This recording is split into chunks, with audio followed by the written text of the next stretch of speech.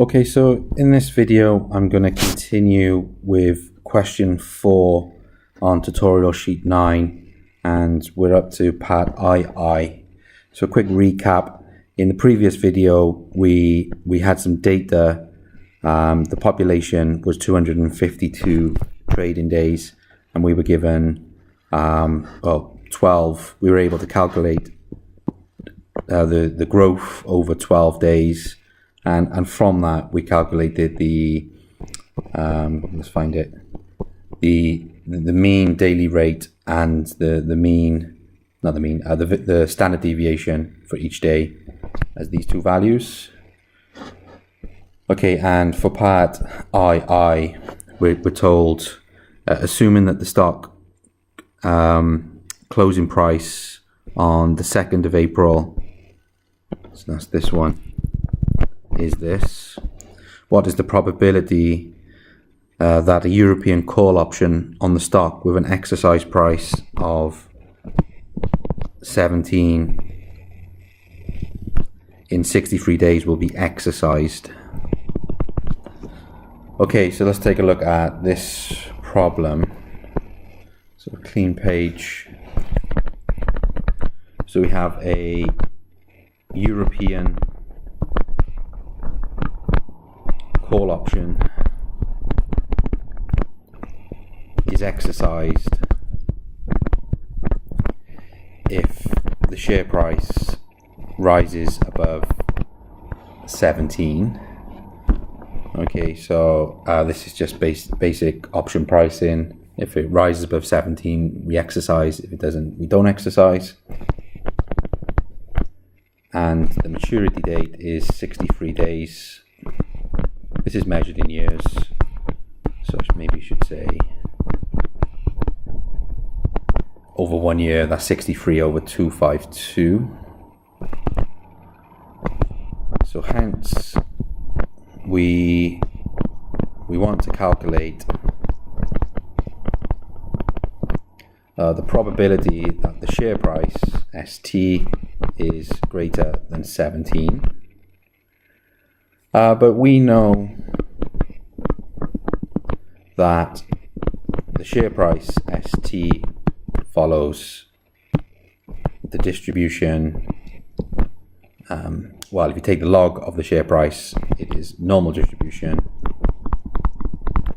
So we take log of the opening share price, it's just the initial value, plus mu times t, and then we take the variance, multiply by t, which is measured in years.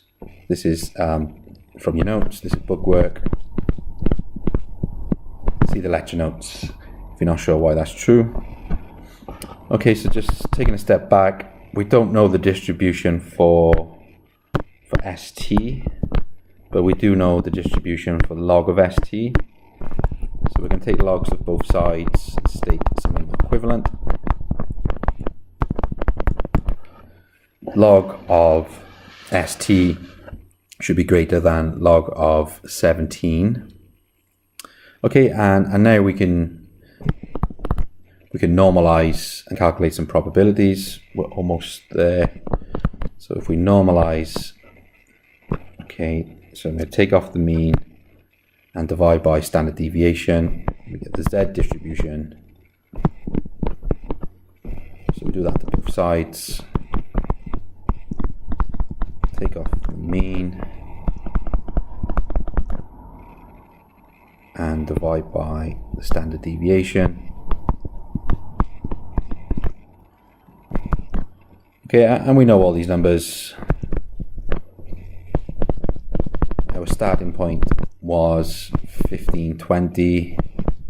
We calculated in the previous question mu, the daily mean is that, and we've already said this is maturity. Dropping all these numbers in, we have the probability that Z is greater than minus 0.23282, Okay, so we got two problems here. One, there's a negative. We don't have a table for negatives, and the inequality is greater than, and the tables give us less than. Okay, so let's deal with the inequality. So if I do 1 minus, the probability z is less than instead of greater than. And then I'll deal with the negative. It's 1 minus probability z is less than the positive version, which turns out those negatives cancel, ones disappear. It's the probability that z is less than 0.23282. Okay, so now we're into estimating probabilities of your z distribution. I think I spoke about this enough already. So my favorite method 1, which is rounding.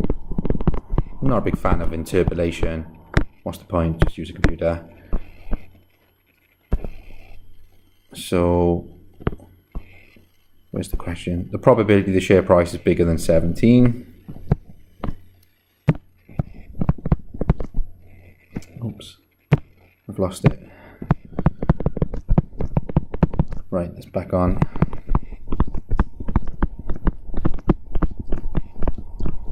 Is approximately equal to the probability that z is less than 0.23, which is equal to, using the tables, 0.5910, or we could say there's about a 59.1% chance that the option will be exercised. Okay, interpolation. Okay, let's do it. I suppose someone needs to tell the computer what to do, so we can't just say, just use the computer. So interpolation, I find a picture is the most useful thing to do.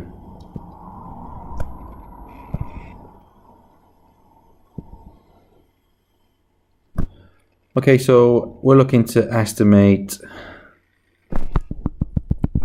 this probability. So we should look between 0.23 and 0.24. So here is 0.23, here's 0.24. I'll call this A, I'll call this B, and we want 0.232, so on and so on. So here, so 0.23282, roughly here. And I'm going to draw the line from A to C.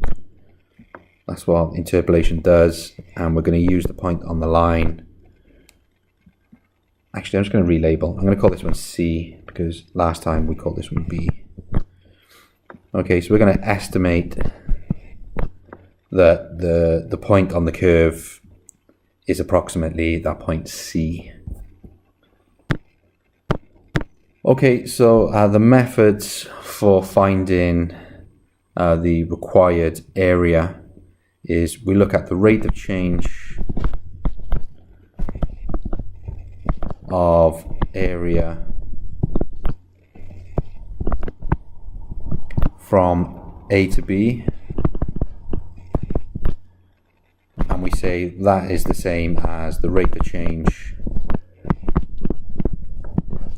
of area from A to C. All the information we need is around C, and everything we know is between A and B. So everything I know is on the left hand side, so let's do that. So the change in area is this. The rate of change of area is this. we know this number, we can just calculate that immediately. And then we look from A to C, so the change in area, which happens to contain the thing that we want. This is what we want, divided by the length of the interval to give the rate.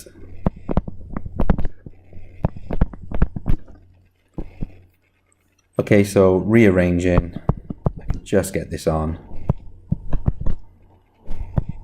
the page. We find that the exact value is 0.5911 or as a percentage 59.11%, which is consistent with what we calculated using the first method. So we're not exactly going to lose much sleep over this. Okay, 59.1, 59.11. I think that's good enough. Method 1, method 2, just pick your favorite method, which I guess should be rounding. Okay, I think that's a good point to stop. All the methods are there, and I've gone through all those steps. I hope you found the videos this week useful.